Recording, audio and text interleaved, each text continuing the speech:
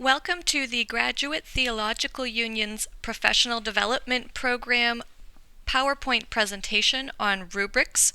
This falls under the Teaching Portfolio stream, and this is part one of a three-part presentation on rubric and rubric design. I am Keiko Dreger-Hesslein, and I will be your narrator for today. So rubrics part one will cover what are rubrics, why are they useful, why should we use them, and part two in the next video will cover the kinds of rubrics, and part three will look at the step-by-step design of rubrics. The first two parts will be about 10 minutes each, and the third part is longer. So what are rubrics? Well, rubrics are a scoring tool for assignments that helpfully and clearly communicates expectations. So the first thing to know and to observe is that rubrics are a tool. They are like many of the other pedagogical tools that we use, and it is up to you if you use one or don't use one. But like all tools, they can help us to do the job that we have to do, which in the classroom is to achieve course goals. So rubrics will communicate expectations about assignments and how they fulfill the goals of the classroom and how they can help students. And they do this in a very clear and explicit way, and we will talk about how to make them that way in the third part on step-by-step design. So who are rubrics for? Well, first of all, obviously they are for students, but they are also for teachers and teaching assistants, and rubrics are also useful for institutions as well. So let's look at students. First of all, a good rubric tells students what a complete assignment looks like. And this might seem very obvious to us, but students sometimes aren't always clear when we say you need to do an essay, what that looks like. Or if we say the third assignment is an oral presentation, they need to understand what a complete one looks like so that they don't get caught doing some of it, thinking that it's finished and realizing after it's been graded that it's not. So a good rubric also teaches students the various components of an assignment. Rubrics are teaching tools, not just grading tools, particularly at the undergraduate level when you are introducing students to the idea of a 10-page essay. You are teaching them that an essay includes a beginning, middle, end. It includes good grammar, proper spelling. It includes sufficient citation. Also, that a complete essay assignment includes a thesis supported by argument. So it can teach students how to write, or how to do public presentations, or how to conduct themselves online if you have a rubric for online assignments.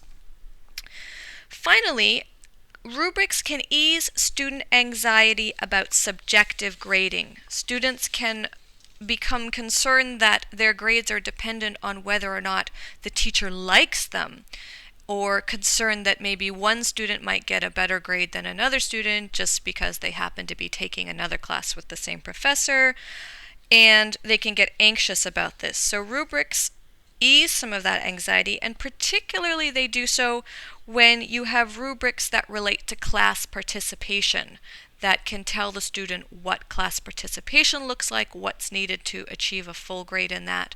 And this is particularly helpful if you are teaching international students who are not quite familiar with American or North American classroom culture and how to participate.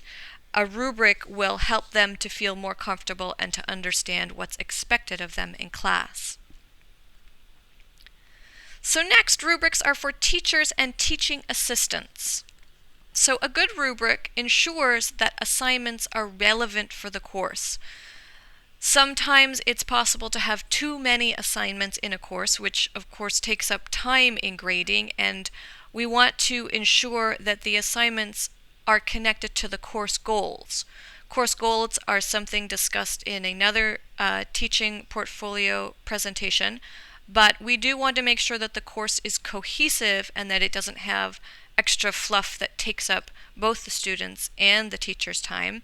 So rubrics will ensure that your assignments achieve your course goals, and we will look at how to do that in the step-by-step design part 3.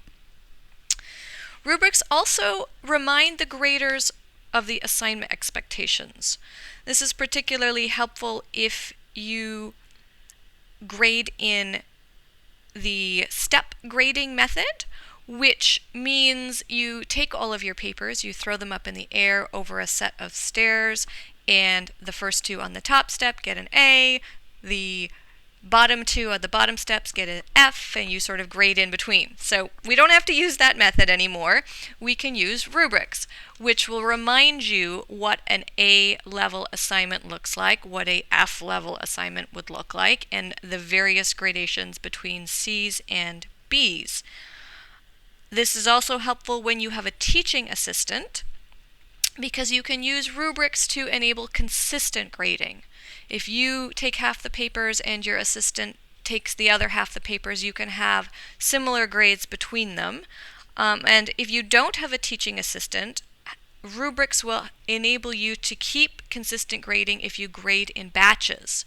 For instance, if you grade 5 papers at a time, or you grade 1 hour one day and an hour the next day, the rubrics will help you to ensure that an A the first day is an A the second day is an A the third day.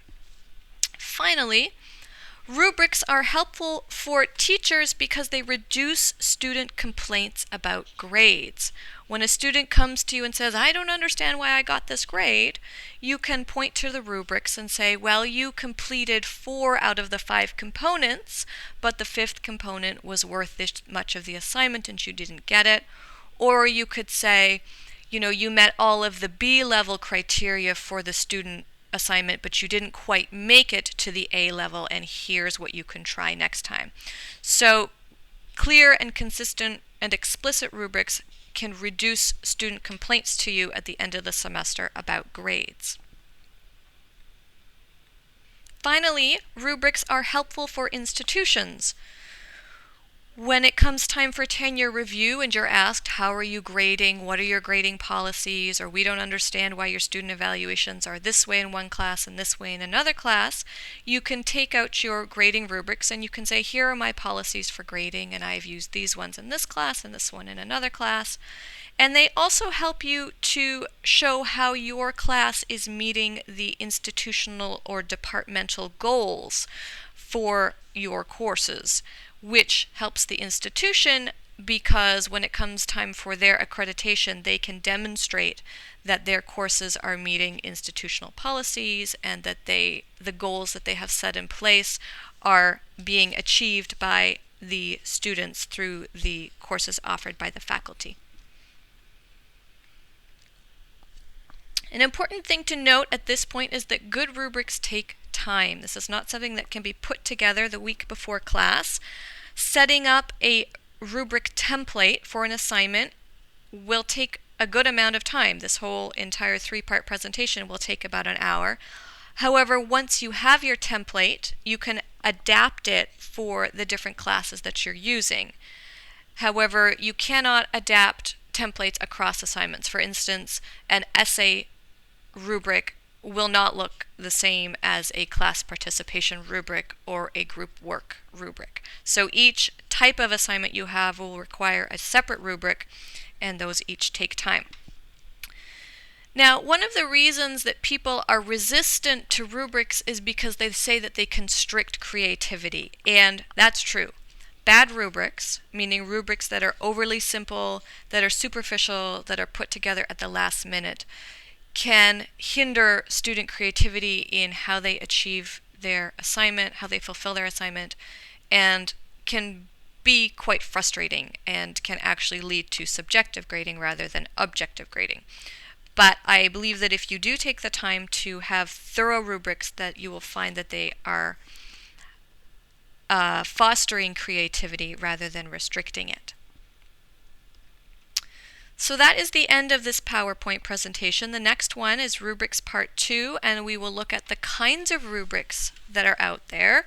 We will also look at examples of rubrics for different assignments, including the standard essay and oral presentation assignments, and we will also look at rubrics for group work and also rubrics for class presentation.